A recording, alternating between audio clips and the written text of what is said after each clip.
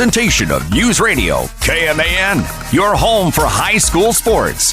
This is Scoreboard Saturday on News Radio KMAN.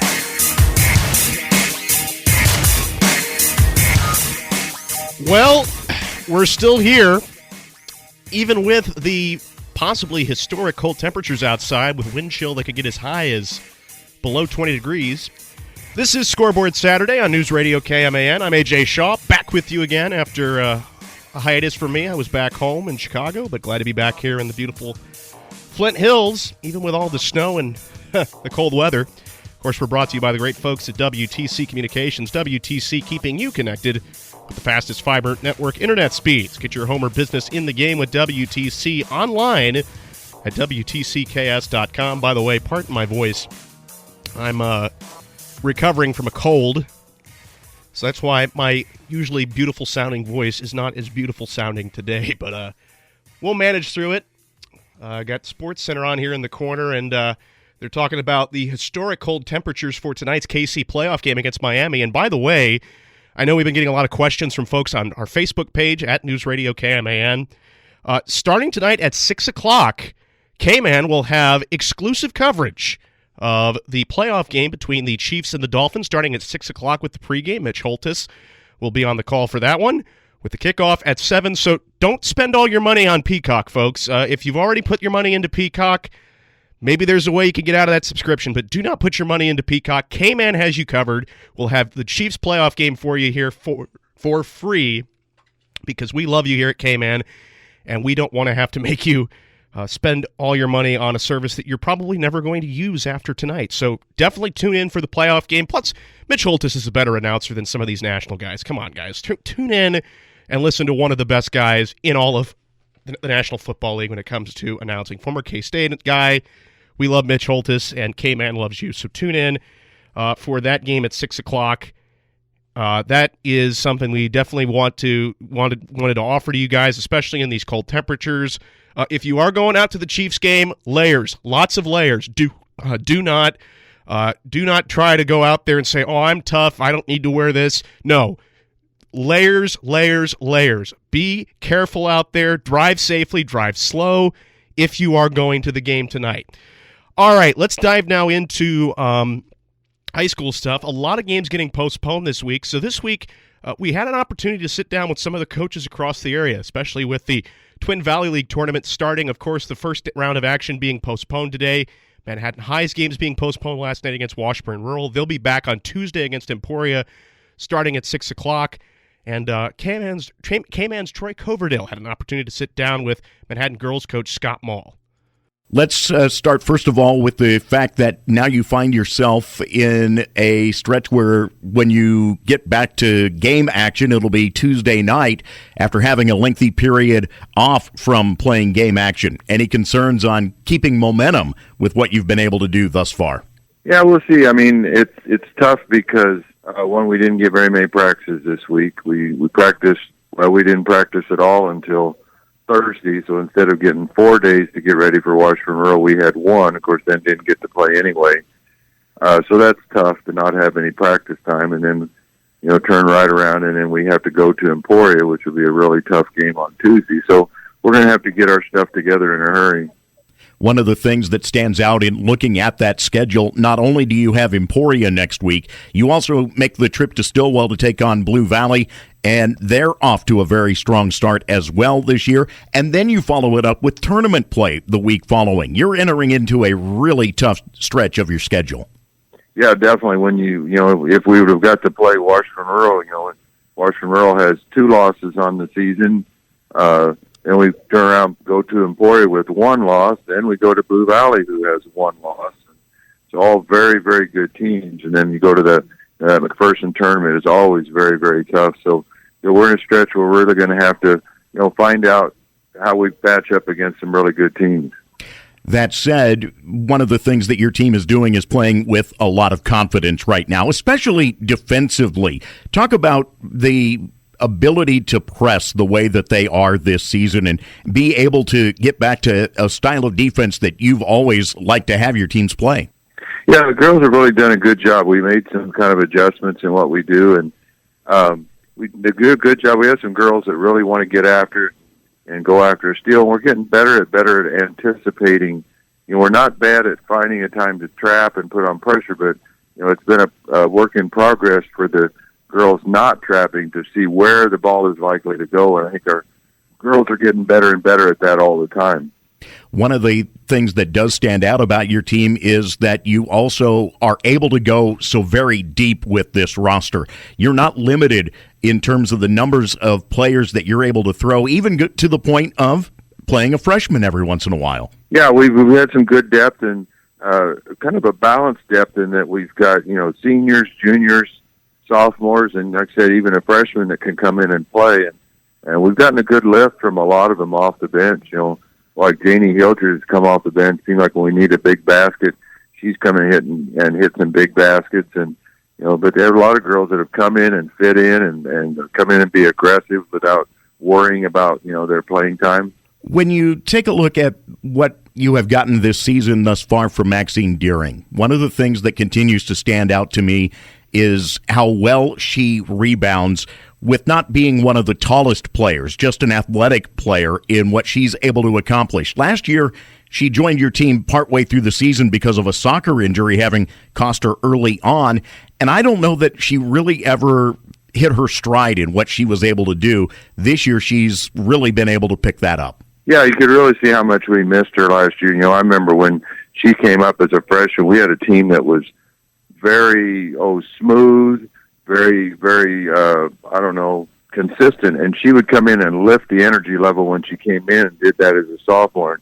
Last year, we really missed that. She missed the whole first half of the season. When she came back, she wasn't really in game shape because it just was impossible for her to do so with her injury.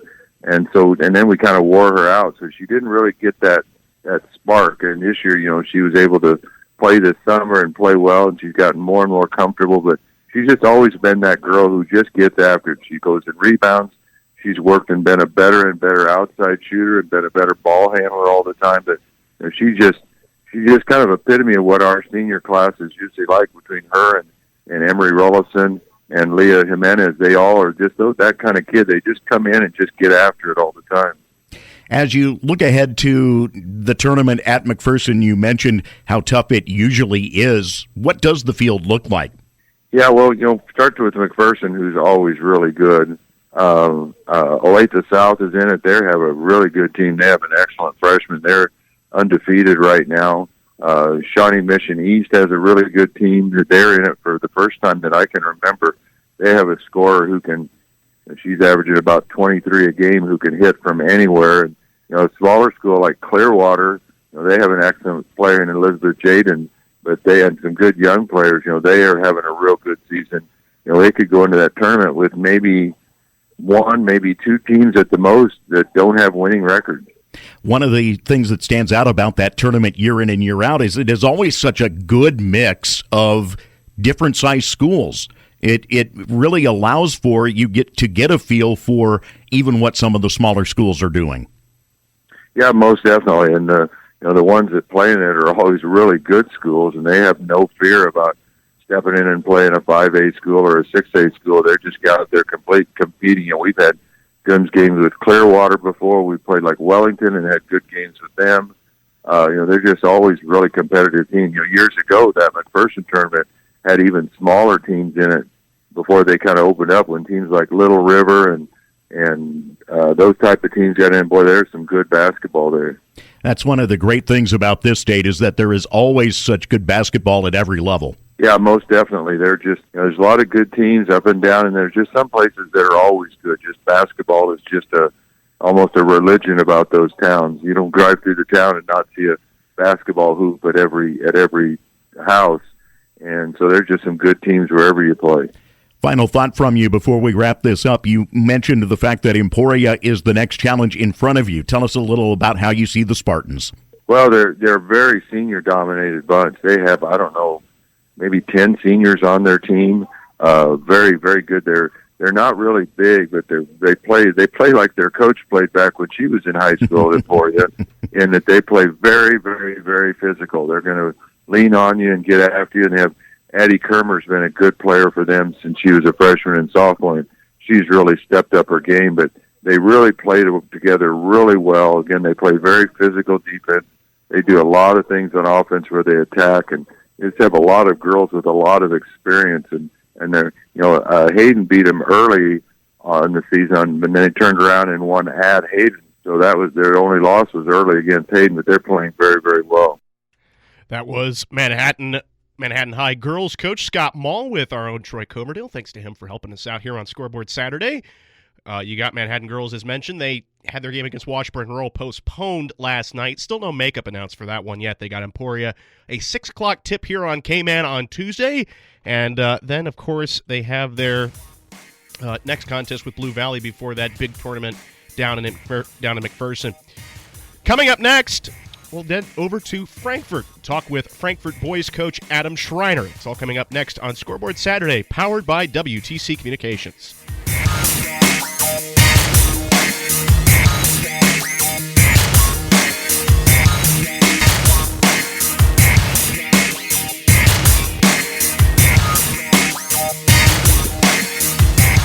We're back here on the Scoreboard Saturday, News Radio KMAN. I'm your host, AJ Shaw. Made the trek down from the other side of Manhattan on this blustery, cold Saturday. Hope everyone is staying warm, staying safe. If you do have to get out on the roads, please be careful. Drive with caution. There's a lot of blustery snow out throughout the city of Manhattan or wherever you're at. But be careful. Do not drive like a crazy person. And please be careful. And, of course, we mentioned it in the first segment. We do have Chiefs playoff coverage for you at 6 o'clock tonight here on K-Man. 7 o'clock kickoff against the Dolphins from Miami. Got to say, the Chiefs, I know weather advantage is, people say, oh, that's just a myth in football, but the Chiefs have a weather advantage coming into this one.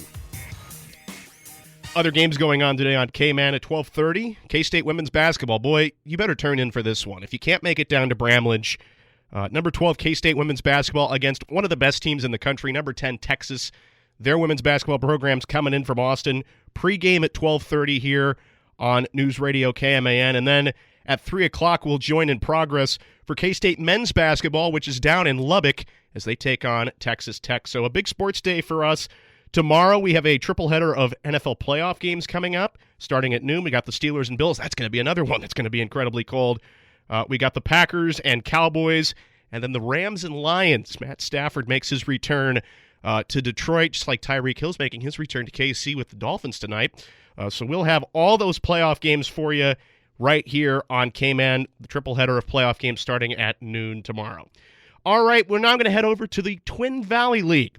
And Mitch Fortner had an opportunity to sit down with Frankfort boys coach Adam Schreiner, whose team is about to take their talents over to Onega for the TVL tournament. The first round of action canceled today because of the weather, but they're expected to kind of start back up at some point next week, most likely on Monday or Tuesday.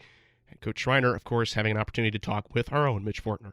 Mitch Fortner now joined by Frankfort boys head coach Adam Schreiner, first-year head coach with the Wildcats here on Scoreboard Saturday. First of all, Coach, really appreciate your time.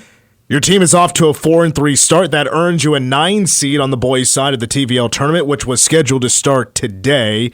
But, of course, due to the weather, that's been postponed. And as we record this, we don't have a date yet for the first games. But before we take a look at the TVL tournament, let's focus on the start of your season. Again, I said you're 4-3. What has been the identity of your team so far? What are the good things you're doing right now? Well, one of the things that we've tried to key on and stuff is just rebounding and limiting turnovers, and I think the kids have bought into that. For the most part, we've won the rebounding war through most games, not all of them, but they're at least competing and focusing on that. And then, we're averaging around 12 turnovers, a little over that, which is 12 is where we want to be and under. So the kids have really bought into understanding of taking care of the ball and rebounding, some of those things that get overlooked at times, but they're trusting in that and continuing to work on it. Now, when it comes to these Frankfort student athletes, I'm sure there's a few names that our local listeners would recognize, because we do recognize Frankfort as one of our local schools, and they are up for the K-Man Student Athlete of the Week honor, and it's year after year. There's at least one Frankfort basketball player that gets that award during the winter season. To get to 4-3, who have been some key contributors to get into this 4-3 start? Well, we've had different contributors with different things, but scoring-wise so far, Wes Anderson has really stuck out. He shoots the ball extremely well and finds his way to the rim, and then rebounding Lane Wiseau has really stuck out as far as crashing the boards hard and everything. But realistically, when I look at our team, I see a nucleus of 5 out there that can really compete, and it could be anyone, any game. They all have different skill sets. Carter can attack the rim, Ty can shoot the ball, and Fred is really developing a nice post game. And then we got about 3 of them that are going to be coming off the bench and stuff that I think can even contribute. But for kind of sticking out, I would say Wes right now with his shooting, and then Lane with his rebounding. You've played 7 games so far, and 5 have been on the road. How's your team handled a lot of road games so far in this schedule? Yeah, that's something that, we played down in that Alma tournament, and that Alma tournament is a great tournament to be in. But that, you start at Pawnee City, and then you go 3 games down there at Alma, and it's just, you get your time on the road, get your time to spend with each other and stuff, but there's nothing like playing at home. We got a great home crowd, so we really enjoy playing at home and, doing things that the community can be proud of. But those away games give you an opportunity to kind of grow together. Adam Schreiner is our guest. He is the boys head coach for the Frankfort Wildcats here on Scoreboard Saturday out of the Twin Valley League. Coach, I'd like to get your opinion on what Keisha announced a couple of days ago, and that is it is a school-by-school decision, but they've opened up the opportunity for next year for a trial run for a shot clock. Now, I wouldn't imagine you'll see a whole lot of that in 1A basketball, but, I mean, if you had the opportunity, is that something you'd like to try out? Yeah, that's something for me that just fits my personality. I like the idea of a shot clock. I think it can develop different skill sets in basketball players that can kind of help stand out and stuff. But on the flip side, I understand not wanting it, and I understand how it might take away from the game. But just fitting my personality, I think a shot clock would be great. Coach, like we mentioned earlier, your Frankfort boys will be the 9 seed in the TVL tournament in Onega, which was scheduled to start today, but it's been postponed. So your game against Blue Valley will be pushed back a day or two. Now, you've already played Blue Valley earlier this year. The Rams got the victory in Game 1. Now you got the rematch. What challenge are you expecting in Game number 2 against the Rams? Oh, I expect it'll be a hard-fought game. Blue Valley's a tough team. They're well-coached. They're athletic and shoot the ball well. But, I think just like any team, you get beat once. You always relish that opportunity to go back and get it back. So we know it's going to be a challenge. We know it's going to be hard-fought and kind of an up-tempo game. But I think the players are looking forward to it, to go see if they can stack up against them and see what they can do. Are you a fan of the mid-season tournament where it's all league teams playing each other, where you can play 4 games in 7 days? Yeah, me personally, growing up from Frankfort and being in this league, I absolutely love it. We stress to the kids, like, you're almost getting a state tournament in the middle of the season. The only thing I would say is that sometimes the TVL tournament, the atmosphere, because the communities know each other and there's such great rivalries and competitions, that sometimes I think even the TVL tournament might have a better atmosphere than a state tournament. But you get great games, great actions, and it's right there in the middle of a long season, where you get to kind of see where you stack up. And me personally, I absolutely love it. Yeah, I remember 10 years ago, roughly, I called back-to-back Twin Valley League tournaments in various areas, of course, and I totally agree with the atmosphere. If you get the right matchups at the right time, it does create some amazing atmospheres, especially when you get into those later games, championship games and whatnot. Well, it's great to have you back in the area, and great to have you representing Frankfort High School, and it was great to talk to you here on Scoreboard Saturday. Really appreciate your time, and best of luck with the Twin Valley League tournament. Thank you. We appreciate all the coverage and everything you do for our athletes and schools, so thank you. That's Frankfort boys head coach Adam Schreiner here on Scoreboard Saturday. We're back to A.J. Shaw. And thank you, Mitch Fortner, for that. Thanks, of course, to Coach Schreiner, who was able to help us out on just short notice. Kind of tough with some of the schools being off due to the weather. We had some interviews lined up, and then we just couldn't get them together. Coach Schreiner, however, we reached out to him pretty early, and it's always great to sit down and talk with these coaches, especially our area coaches. Mitch mentioned something about the shot clock. We are going to discuss that in our next segment, as well as sit down with Axtell boys coach Jason Tynon. It's all going to be coming up next on Scoreboard Saturday, powered by WTC Communications.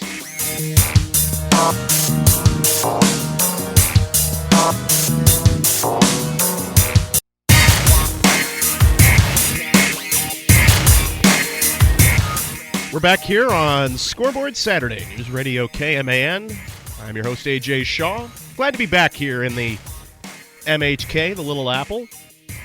Had an opportunity in our first two segments to sit down with Manhattan girls coach Scott Mall and Frankfort boys coach Adam Schreiner. We'll sit down next with Axtell boys coach Jason Tynon here in segment 3. I also mentioned something, and Mitch mentioned it in his interview with Coach Schreiner, about a shot clock that was approved for a trial run in 2024-25. Now, interestingly enough, only classes 6A and 5A have agreed to adopt a shot clock.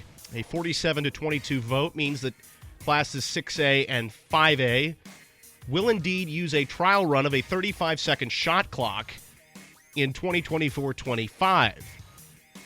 However, the total vote for all classes did not favor implementation, a 116-279 vote. So overwhelmingly, it was a no vote.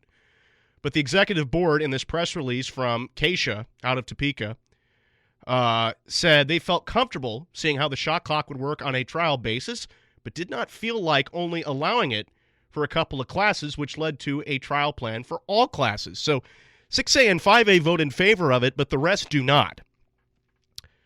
You heard Coach Schreiner in that last segment. He said he was in favor of it, but he understood why some wouldn't like it.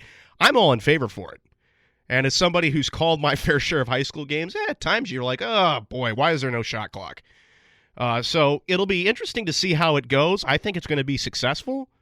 And, hopefully Keisha gets good results from it, and people are in favor of it. And overall, it works out well in the end. So, yeah, a shot clock approved for trial run in 24-25. 5A and 6A voted in favor, 47-22, but overall most people were against it, 116-279, but they are going to go ahead and try it next year because the executive board is interested in one. All right, we mentioned Jason Tynon, the head coach of Axtell boys coach. He sat down with Mitch Fortner here on Scoreboard Saturday. Mitch Fortner on Scoreboard Saturday with Axtell boys head coach Jason Tynon. Coach, first of all, congratulations on your 6-0 start. Looking back at last year, your team made it to the state tournament. You finished in 4th place. I'd just like to know what that experience was like, taking a talented team all the way to the state tournament. It was a great experience for our community. We hadn't been to state in the last 4 or 5 years, and so getting back there and Great Bend, I don't know as far as atmospheres in the state of Kansas. I know I've been at Fort Hays when it was back 1 division. I've been to Dodge City. I've been in Bramlage. But just the atmosphere at Great Bend was fantastic for a small school. The gym was packed. It was loud in there. It was intense. And so it was a great experience for our kids. They loved it.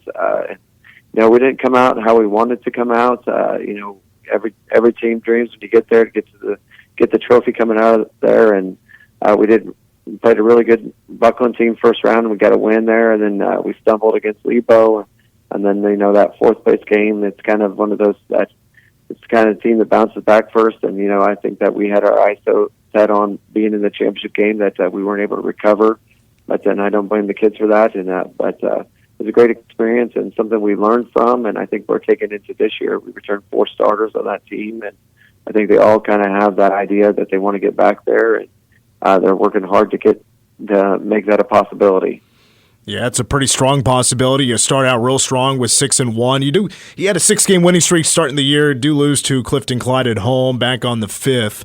But, 6-0 start is excellent. It gets you a 4 seed in the TVL tournament. Just looking at this season of work so far, the body of work, what is it couple of things that your team is doing really well so far? One of the things that kind of always worries me is our shooting, because we lose about 14, 15 practices before, because our football team makes it so far, and they've won 3 straight titles. Mm-hmm. And so we're always kind of worried about our shooting, just getting our legs underneath us. And really, we're shooting the ball really, really well. And that's kind of been a blessing in disguise, and I hope that continues. And the other thing, defensively, we're doing really well. I know that we lost the other night, but we're giving up 50 points to a Clifton-Clyde team. that's averaging about 67. I mean, we did our job there. We held a lot of their kids under their average. The Scotch kid got above his average, just a few, but we did our job there. Offensively will come, and that's the thing I keep having to tell the kids is that, we're 14, 15 practices behind, so our offense, that's the last thing to come in the kind of sequence of things is just the flow and figuring out who you are. We did lose Isaac Detweiler, and I know he's a big piece to the puzzle last year and kind of our floor general, and we lost that, and it was the first time it kind of really showed was the other night. We just got out of context a little bit, and weren't doing what we wanted, and the offensive side will come, and they just have to trust the process and realize that we'll figure out who's doing what, when they're doing what, and where they're doing what, as the season progresses. But we're getting there, and I like where we're at, and TVL tournament's always a great challenge for any team in the TVL, and so we'll keep building and try to progressively get better throughout the season. You mentioned Axtell football. They now have the longest winning streak in Kansas of 39 games, and they've won now 3 straight titles. And you got a couple of those football players on the team. Let's shout out those individuals who have been the key contributors so far this year. Who are the standouts right now?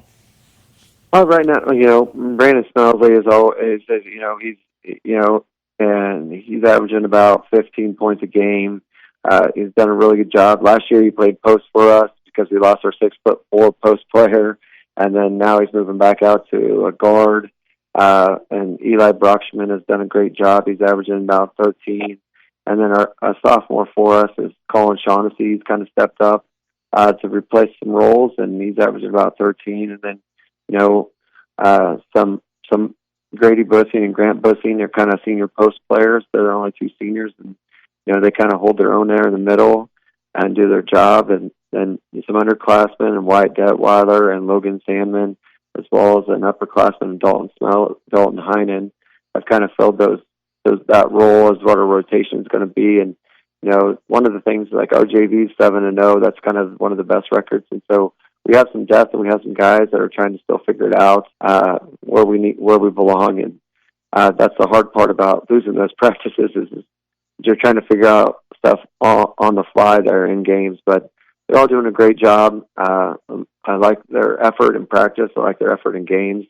And like I said earlier, we just got to keep building that. Then the offensive side of things will come. And when you get to postseason play, you got to score in the half court. And early in the season, we were able to get out in transition or a little bit run. And Clifton-Clyde did a really good job to keep us out in transition. And so that's why we struggled to score a little bit in that game. But I'm not worried about anything with that. I think that'll come around, and once we develop some roles a little bit. But I really like where we're headed. Jason Tynon is our guest. He's the boys' head coach of basketball at Axtell. His team is currently 6-1. Before I look at the TVL tournament, I want to ask you about, I've been asking all the coaches their opinion on this, and that is what Keisha passed earlier this week, and that's a trial run for shot clocks. Starting next year to be a 35-second shot clock, and it's based by school. A school can make the decision if they want to try it out or not. So Axtell has the individual decision to make heading into next year. If you had a say on adopting the shot clock or not, would you be in favor of it? Most definitely. I'm probably one of the big proponents of it. I just, I know I hear the other side of it where they say it's going to ruin the game. Actually, I'm on the opposite. I think it will help benefit the game. The big thing is that when you put a shot clock in, the skill set has to improve, and I think that will force coaches to really work on the dribbling, passing, and shooting to the fundamental side of things, just to get things rolling. And then when it breaks down, I think the biggest worry is that it's going to go one-on-one. But coaches adapt. You watch the college game. Once that shot clock gets down around 12, 13, they're running sets to get their guys shots, and I think that's just what high school coaches will have to do. And it's not going to be the one-on-one game that you think it's going to be, but I'm a proponent, speed up the game. We like to play fast, but we're not worried about that. We do a drill most every day in practice with a 12-second shot clock. We want to get a shot off in 12 seconds, and I think that's one of the things that makes the game a little bit more fun for the fans. And when we played a 50-34 game, the other day, and I mean, the energy in the gym wasn't as great as it was when you play a 65 to 60 game, and so you definitely want to see scoring as a fan. And I think like the score, you gotta speed it up a little bit. And we think about this. This is my perception of it.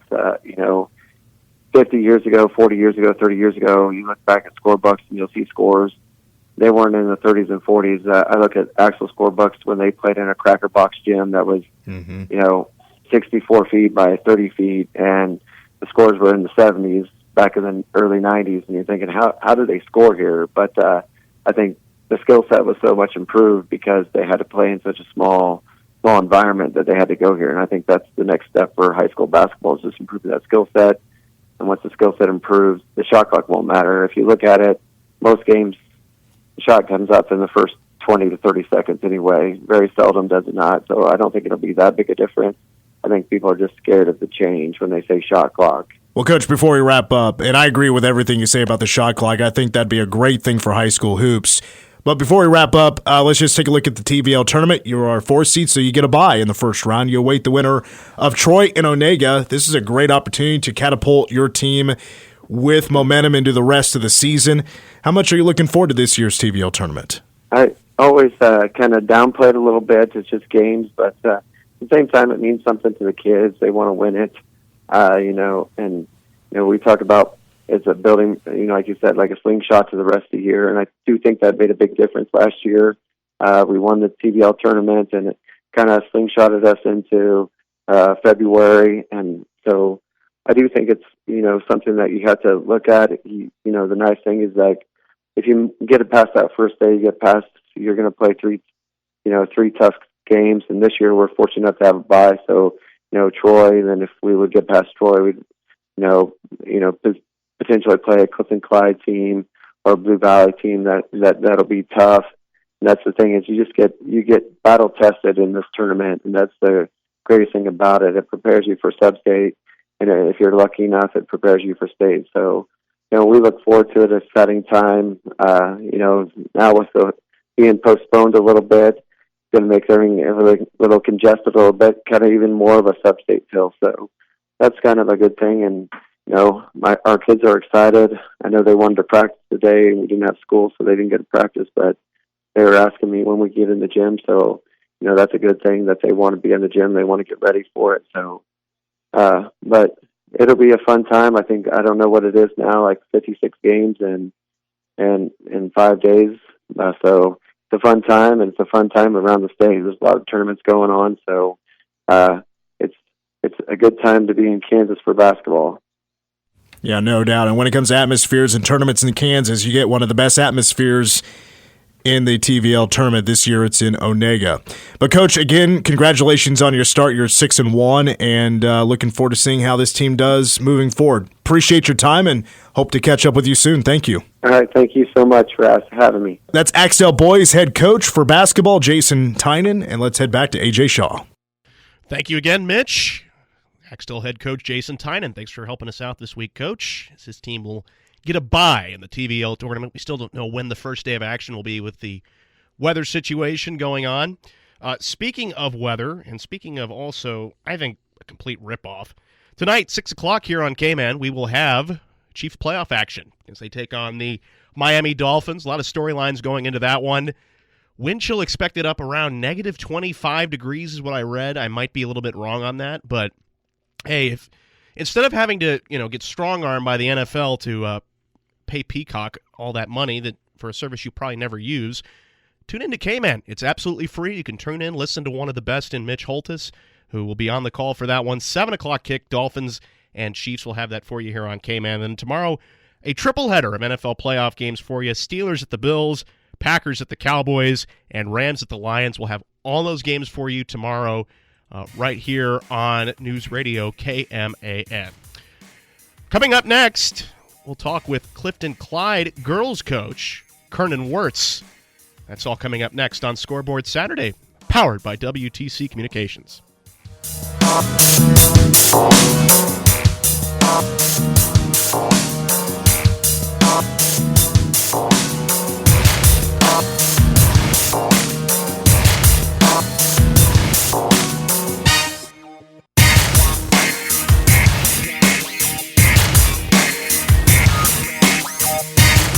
Back here on Scoreboard Saturday, our final segment here on this Saturday morning.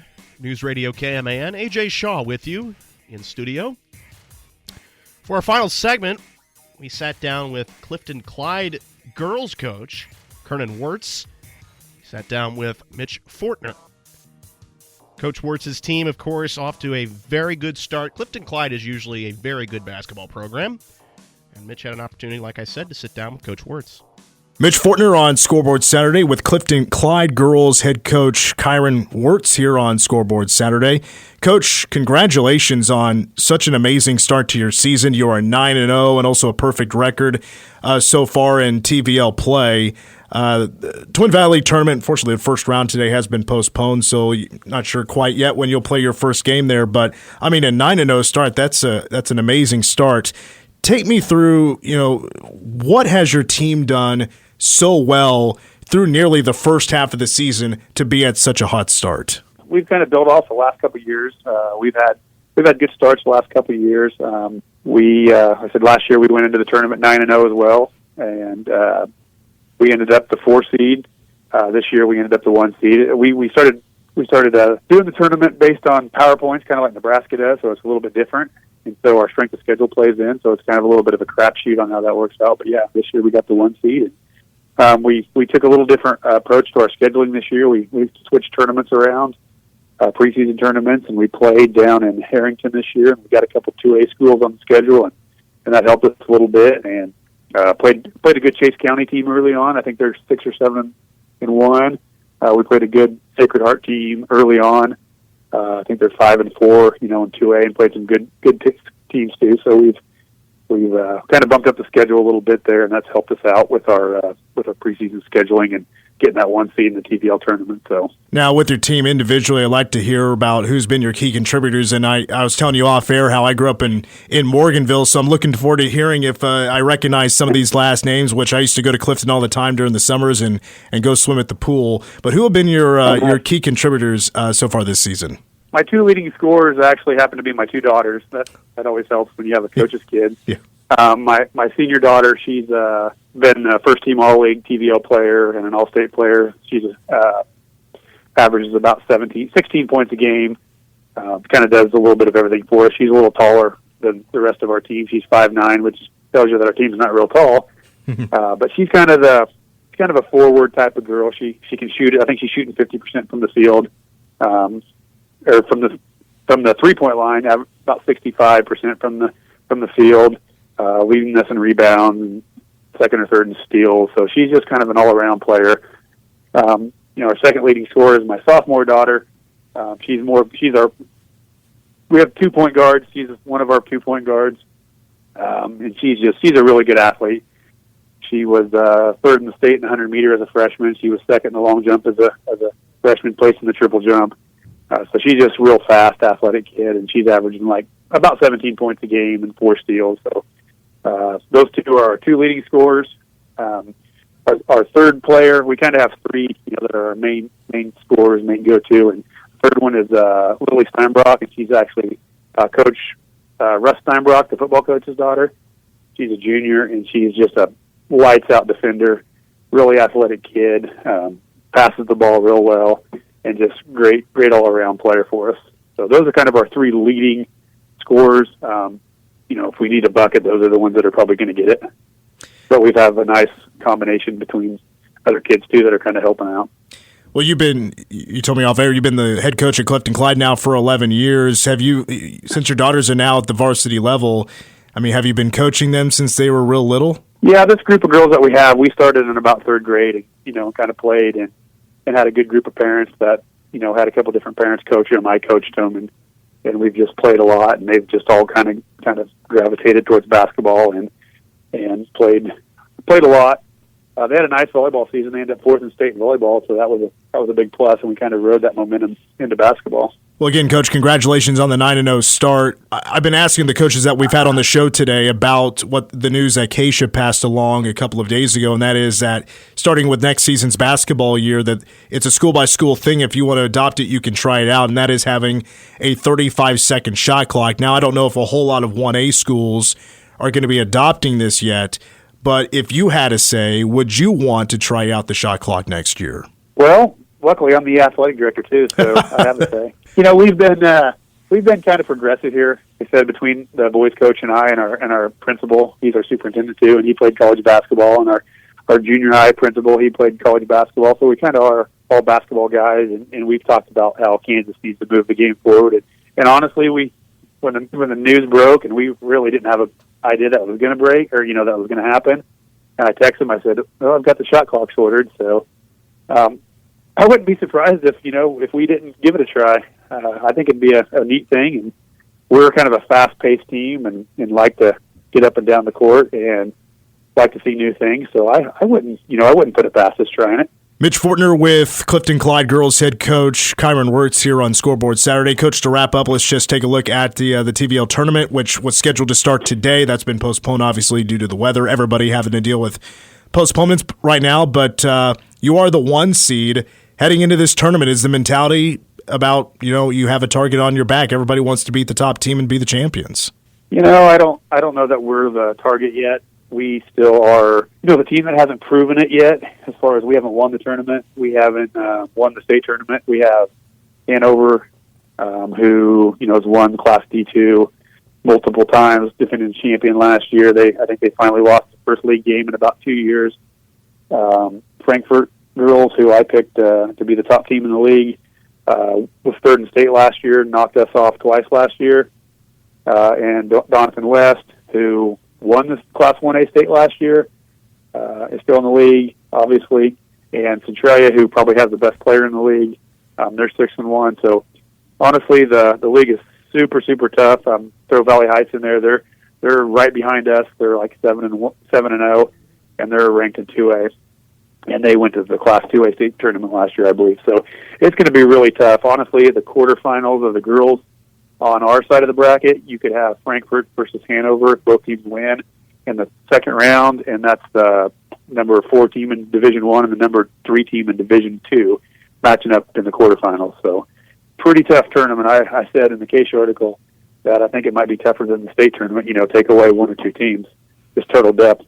Yeah, no doubt, and these teams know each other quite well. And, Coach, I just want to, before we wrap up, congratulate you once again on your 9-0 start. And I've noticed as well your last 4 games, or actually I should say 7 of your last 8 games have been away from home. So you guys have been road warriors so far this year, and that continues with the TVL tournament. But, Coach, best of luck the rest of the way, and hope to catch up with you soon. Thank you. All right, thanks a lot, Mitch. Anytime we can get some publicity, we'll take it. Once again, that is Clifton-Clyde girls basketball head coach Kieran Wurtz here on Scoreboard Saturday. Back to AJ Shaw. Once again, thank you to Mitch Fortner helping us out.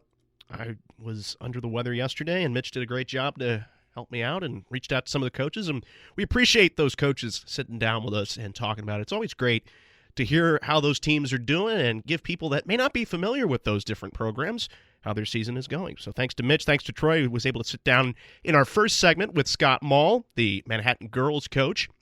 And we're going to keep on doing this every single week, sitting down with different coaches from different programs, get kind of an insight on how their seasons are going, and that's pretty much what we're going to be doing going forward the rest of the way. So coming here to the final minutes of our program this week, just a couple of notes that I want to make here. Of course, 6 o'clock tonight here on News Radio KMAN. Don't pay for Peacock, folks. We have the Chiefs playoff game for you, starting with the 6 o'clock pregame. Chiefs and Dolphins, 7 o'clock kick here on KMAN. At 12:30, women's basketball. Boy, they are playing great. They're on a winning streak. They have their toughest test, I would say, so far, taking on number 10, Texas. That will be a 12:30 pregame here on KMAN. And then we'll join the men, who are down in Lubbock today at around 3 o'clock here on KMAN as they take on Texas Tech. So busy sports day for us. We have a triple header of playoff games, of course, tomorrow here on KMAN. Steelers at the Bills are first. Pacers, it says Pacers for some reason. Packers at Cowboys, and Rams at Lions. So that'll start tomorrow at noon here on News Radio KMAN. So definitely, if you want to listen to some playoff football or K-State sports, tune in. It's going to be very exciting stuff. We got a lot of sports for you on here, a lot of K-State, a lot of NFL. And we're going to have March Madness potentially later this year. So we got a lot of great stuff coming up here in the sports department at KMAN. It's been a pleasure as always. Once again, thank you to the coaches that are able to sit down with us. Thank you to Mitch Fortner. Thanks to Troy Coverdale for helping us out this week. We'll be back next week, same time, same place, 8 o'clock here for Scoreboard Saturday here on News Radio KMAN. More interviews, more up-to-the-minute stats and standings for you, just like we do every single week on KMAN. That's going to do it here for me. Thanks, of course, to WTC Communications as well, our sponsor. Have a great week, everybody.